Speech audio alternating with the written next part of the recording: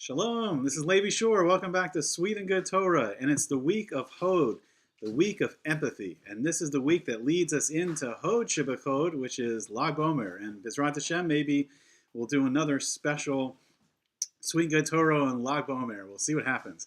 Anyway, the Omer beard is in full bloom. And here we go. So Hod is right next to Netzach. And they are like a natural twin.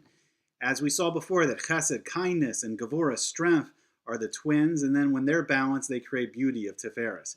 And so too under them, now we go up to a higher level of Netzach under Hesed, so kindness leads to, strangely enough, victory and dominance and eternity. So a kindness leading to eternity, that's a little easier to see. And then on the other side, Gevurah, strength and restraint, leads downward into Hod, empathy. So we see that if we pull ourselves back, if we practice Gevurah, and we restrain ourselves, we let other people have their time to shine. And by that action, it leads us to Hod. It leads us to empathy, caring for other people, being empathetic. And there's another word, Hoda'ah, which means thanks. And Hoda'ah is very close to the word Hod. So we see that there's a connection between Hod and Hoda'ah, between empathy and thanks. And one of the main ways that we can start to work on this empathy for ourselves is having Hoda'ah for Hashem's creation. When we're thankful just to be alive every day, we say, Modeh ani lefanecha, thank you that I am before you, that I am alive today. Thank you, Hashem. So we start our day with the Hoda'ah, and this week we're going to practice more and more looking at the beauty of the world, taking a step back, looking at the beauty of other people. We're not talking about just physical beauty, we're talking more of the deeper spiritual beauty of their souls, of their neshamas, giving other people a chance to shine, and we start to have empathy for them. So on the fifth day of creation was the creation of the fish and the birds. And these were the first aspects of creation that can move by themselves. So I learned in, once again, Rabbi Yaakov Haver's book on the Spiros, highly recommended, that we learned that these were the first creatures that can move, and they have bechira, they have a choice, they have free choice, a choice of movement. The plants that were created the day, the potential for the plants, the plants we talked about with Tiferes, that they don't move, but they have a beauty by, just being in one place. But now we're moving around, we're balancing Netzach and Hod, and in the Beis HaMikdash, in the two temples that stood in Yerushalayim and Jerusalem, we saw that there was two pillars right out front in the temple, and the first on the right side was called Yachin, and that was He will build it, He will establish it, like He will prepare it. And that was the side of Netzach.